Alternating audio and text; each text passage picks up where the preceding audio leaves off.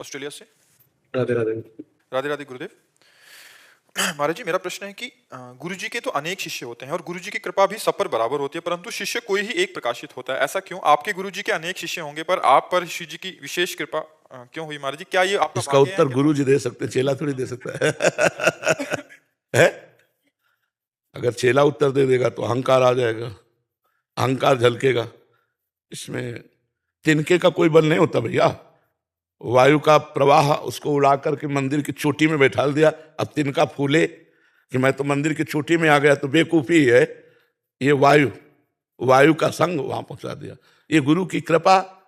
को पाओ भगत एक मोरी, जैसे लिखा ना, ऐसे गुरु कृपा कभी कभी अनाधिकारी के ऊपर हो जाती है, तो उनकी कृपा हो गई, ऐसे मान लो। कभी कभी पारसमणि जंगहे लोहे को सोना बनाकर और मुकुट बनाकर भगवान के माथे पे पहुंचा देती है। इसमें अहेतु की कृपा मुझे समझ में आती है। इसके आगे हमारे पास तो उत्तर है नहीं। पहले हम तो ये कहते हैं अहेतु की कृपा। अहेतु की माने कोई हेतु नहीं, सब लक्षणहीन पर उनकी कृपा हो गई, तो बस कृपा है, उनकी कृपा है, कृपा का प्रभाव दिखाई दे रहा है। बकाया गुरुदेव का प्यार सबके प्रति समान है।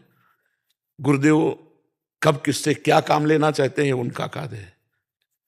इसमें कोई छोटा बड़ा नहीं होता। एक चंवर डुला रहा है और एक नाली साफ कर रहा है उसी मंदिर की, तो हमें लगता है चंवर डुलाने वाले पर तो भगवान की दृष्टि है ही, लेकिन ज्यादा दृष्टि उस पर होगी जो नाली साफ कर रहा है। गुरुदेव की सब पर कृपा है। आप किससे क्या सेवा लेना चाहते, ये उनका कार्य। इसमें हम ये नहीं कह सकते कि ऐसा है इसलिए गुरुदेव की कृपा हुई। अहेतु की कृपा लो, हेतु रहित जग जुग उपकारी, तुम तुम्हार सेवक असुरारी।